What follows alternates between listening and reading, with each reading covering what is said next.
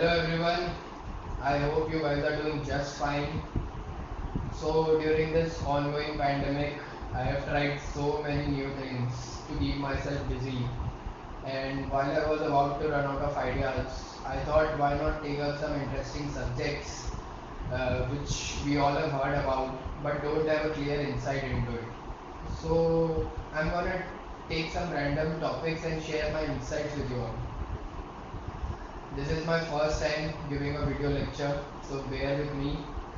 I try to keep it as informative as possible. So for today, I have chosen a topic which is one of the biggest challenges to our internal security. So much so that in 2008, our then Prime Minister Manmohan Singh acknowledged it as the greatest threat to our internal security. I am talking about Naxalism.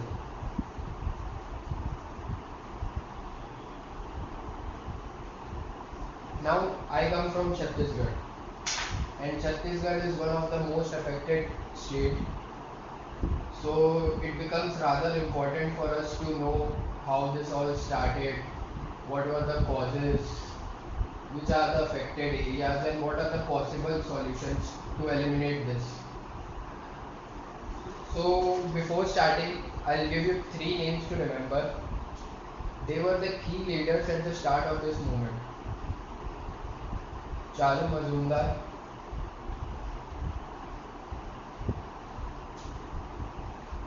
Kanu Sanyal,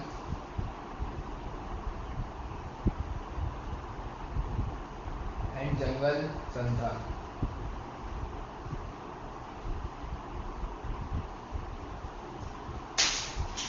So I'll start by telling you who is a Naxal. So basically Naxal is a member of any of the communist guerrilla groups in our country, mostly associated with Communist Party of India Maoist, CPI Maoist. Now don't confuse it with CPI Marxist. CPI Marxist is a political group. I'll tell you about them at later stage. So let's talk about communism first. Communism was propounded by Karl Marx, who argued for equal and classless society. It basically aims to capture power through armed struggle to restructure society. Now, at that time, Mao Zedong was the leader of China in 1960s. He basically provided the ideological leadership of Naxali movement in India. He argued that Indian peasants and lower classes should overthrow the government and upper classes through force. A large number of urban elites were also attracted to this idea because of the writings of Charu Majumdar. Charu Majumdar wrote 8 documents which came to be known as Historic 8 Documents. Historic 8 Documents. These historic 8 documents provided the basis of Naxali ideology. So how it all started? It all started on 3rd of March of 1967 in a place called Naxalbari. The movement derived its name from this place only, Naxalbari. It's a small town in Darjeeling district of West Bengal. Naxalbari comprises of a hugely thick forest and a large number of tribal population. So what happened was on 2nd of March 1967, a young boy named Bimal Kesan, he went out to plug his land after obtaining court orders in his favor against his landlord Ishwar Tirke. Now Ishwar Tirke was then the member of Bangla Congress. His goons attacked Bimal Kesan and prevented him from plugging the land. Bimal Kesan then contacted Krishak Sabha, whose leader was none other than Kanu Sanyal. So the peasants and members of Krishak Sabha captured the land of Ishwar Tirke. He had to seek police action. Clashes followed between peasants and the goons of Ishwar Tirke, and the tribals were led by Charu Majumdar, Kanu Sanyal and Jangal Santhal.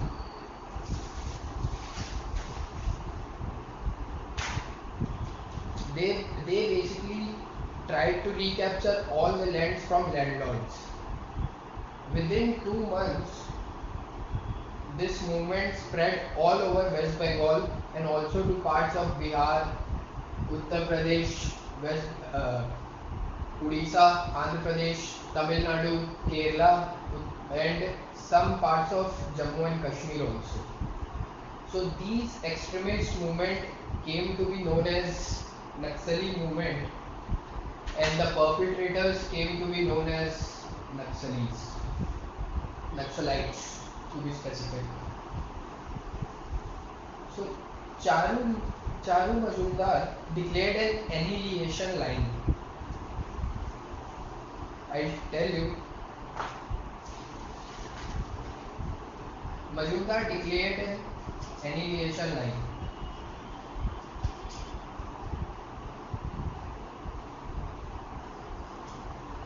It basically meant that Naxalis should assassinate all the individual class enemies like landlords, police officers, businessmen, university teachers, politicians of the right and left and others.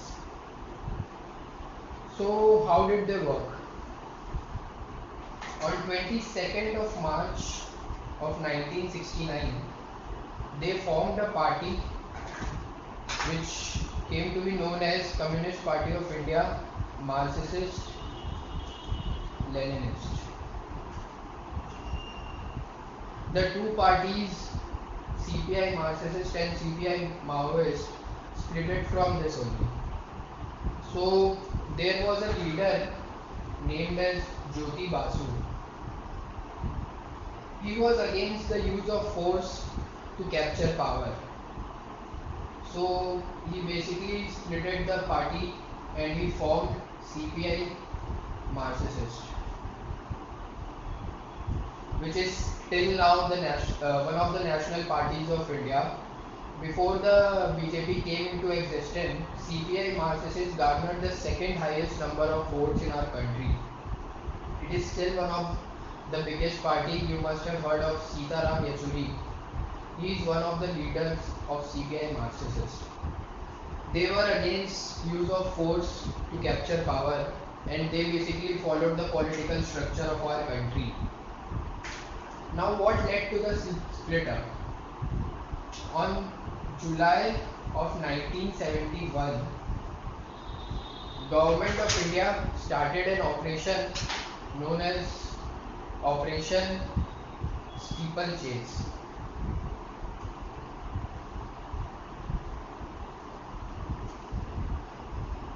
The combined army of police and the combined army and police basically led a counter-insurgency operation against the Naxalites. They killed hundreds of Naxalis, and in July 1972, Charu Majumdar died. Charu Majumdar died. It left the CPI Marxist-Leninist wing without a leader, and it gave an opportunity to Jyoti Basu to split up and form his own party. So this basically led to the splitting up of CPI. In 2004, CPI Maoist came into existence. They believed in armed struggle to capture power. they formed a liberation army which consisted of 10,000 to 15,000 soldiers, which came to be known as Naxalites. And in this year, it started the process of mass killings. So, what were the causes of all this? How did this movement started, and how did this begin such a large-scale movement? The immediate cause I have already shared with you was the case of Bimal Kisan, but there were some underlying causes as well. So what were those causes?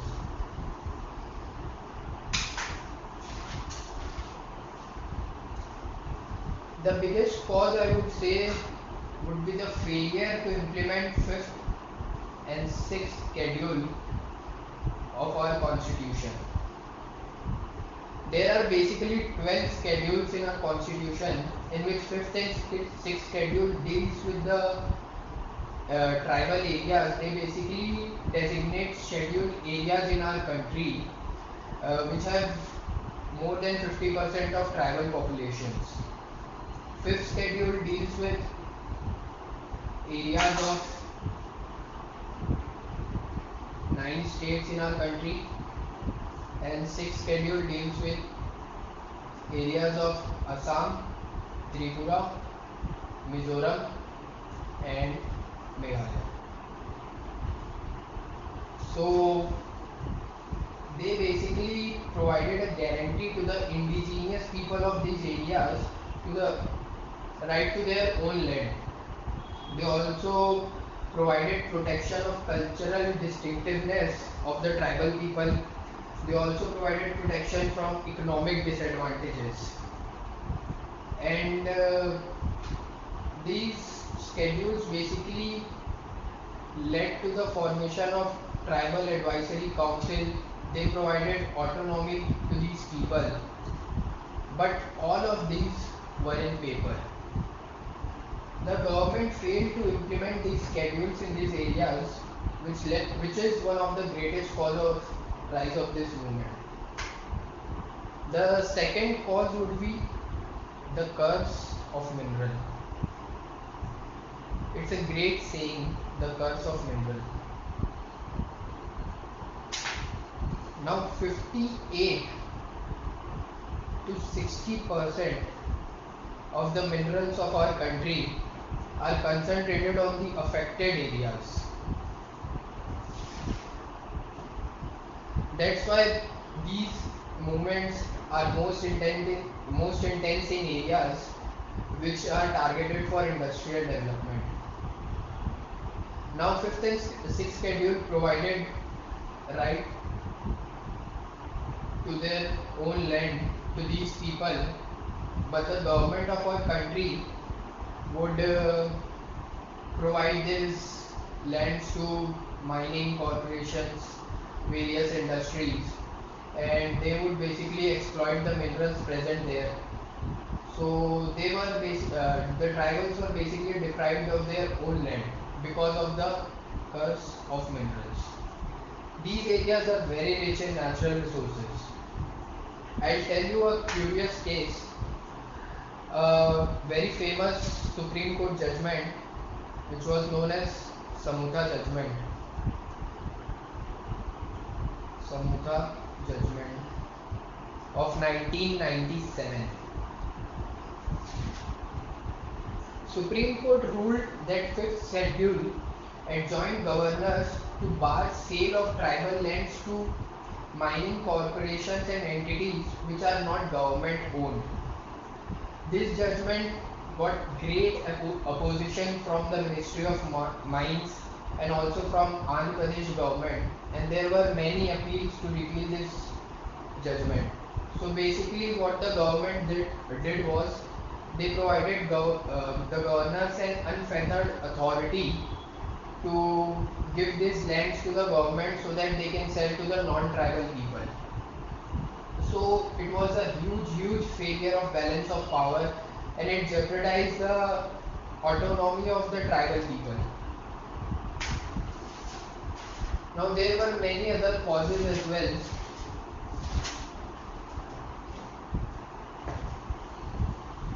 I'll share with you right now.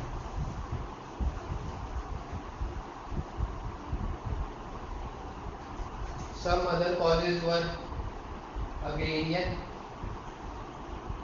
and social structure.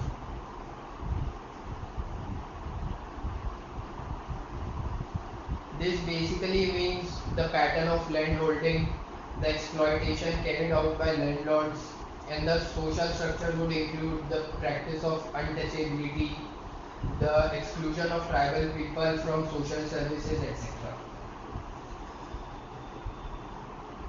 Now, other cause was the exploitative conditions of these people.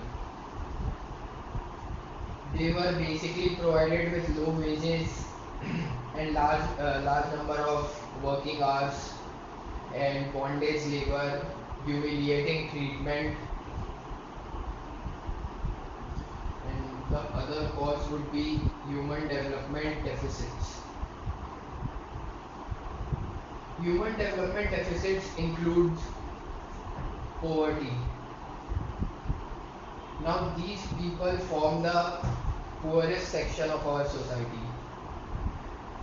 States like Bihar, Odisha, Madhya Pradesh, Chhattisgarh, West Bengal and UP, they constitute 58% of Dalit population, in which 70% are poor. They also constitute 49% of tribal population, in which 63% are poor. So you could see the plight of these people. The second point would be food insecurity. Now the tribals were much more insecure than the Dalits. The hunger, malnutrition, these all are the reasons of food insecurity. Third point would be literacy. Now the 2/5 of the children of the Dalits and tribal population were out of school. Lower enrollment and higher number of dropouts is indicative of child labor. The fourth point would be health. Now infant mortality rate is indicative of the reach of primary health care in the society. The infant mortality rate of tribals were 84.2 per thousand. It's very huge, guys. And for Dalits, it was 83 per thousand. So basically, all these are the causes: drinking water, sanitation, housing problems. All these causes led to the start of the movement at that point. The rage was there, so the misguided vengeance provided by the leaders to lift up their arms and they'll capture power only through armed struggle led to the start of the Naxali movement. Now, which were the affected areas?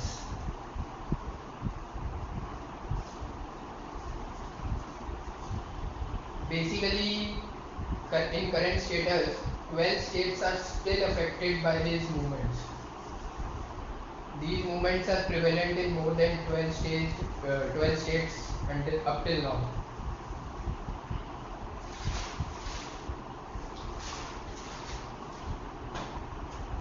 The affected areas are in the states of Andhra Pradesh, Telangana, Bihar, Chhattisgarh, Jharkhand, Maharashtra, Odisha, West Bengal. Now, if you look at casualties and incidents, so they are most prevalent in Chhattisgarh, Jharkhand, Bihar, Odisha, Andhra Pradesh, and Maharashtra in that order. These areas are basically targeted because of their high tribal population and also they have huge dense forest. So what are the possible solutions to eliminate this threat, this biggest threat to our internal security? If you look at solutions, it would be broadly divided into 2 points: elimination by force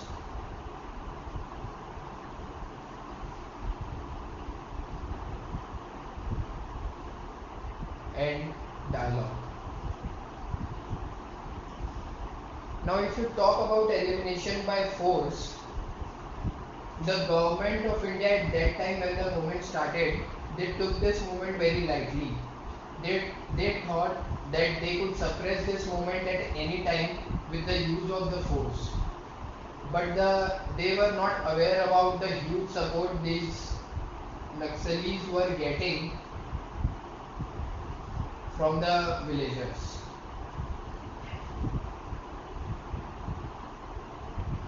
So until now, we have not been able to eliminate this threat just because the government took it lightly at the start of it. Elimination by force means there have been many special operations carried out to eliminate it, but the problem lies because of the dense forest. Our soldiers are not very familiar with the area and high terrain, and also the problem in eliminating by force comes due to the villagers. Naxalis get huge support from these villages, and it's very difficult to point out who is a Naxali and who is a common man in the villages. So it is very tough to eliminate this by force. But there are several operations carried out. There are many special ops and CRPF deployed in these areas who are doing great work to bring down the casualties and incidents. So it is one of the solution. The second would be dialogue. I'll talk about it in the last. We can look at some other acceptable solutions as well. Some other acceptable solutions would be to modernize our law enforcement agency, provide them with modern equipments, new machineries, new weapons, etc. The second would be to take steps for the welfare of tribals. Welfare of tribals. Now, in my point, this is one of the most important step to take if you want to eradicate the Naxalis, because these tribals are the soft targets for the Naxalis. If the government only provide them with great health infrastructure, provide them food security, provide them literacy, education, provide them job, employment, huge, high salary, high wages for their work. If all of these are provided by the government itself, these tribals won't need to go to the Naxalites to raise their demands and to carry out this movement. So the soft target would be eliminated. So this is one of the important point. The another point would be let ordinary citizens have access to natural resources. Implement 5th and 6th schedules of the constitution. Provide these tribals the right to their own land. Provide them access to natural resources. Other solution would be to remove disparity. Remove disparity means to remove the gap between rich and poor. Some more solutions would be to pay attention to rehabilitation and resettlement. When the government give the tender for any mining activities, industries and irrigation facilities, they basically rehabilitate these tribal people to other places. But they don't focus on their rehabilitation and resettlement. They are not provided with the adequate compensation which they have the right for. So pay attention to rehabilitation and resettlement, generate more employment and increase their wages. And the last point, which is dialogue. Now, in my opinion, half of the world problems would be solved by dialogue. If they just talk about their problems and how they need to settle them. But the problem in dialogue is the other party just don't want to talk, which means that the tribals and the Naxali leaders are not eager to talk to the government about their problems. So basically this dialogue is failing right now, but it is one of the most important point to resolve this issue. It also includes good governance. So these are some of the acceptable solutions to resolve the issues and to eliminate the Naxali movement. These Naxali movements, which has been going on for more than 50 years, have taken a lot of lives of our soldiers, of common villages. So it's very important to address these issues and to work in the direction to solve these issues and to eradicate this Naxalites movement as soon as possible. So that's it from my side.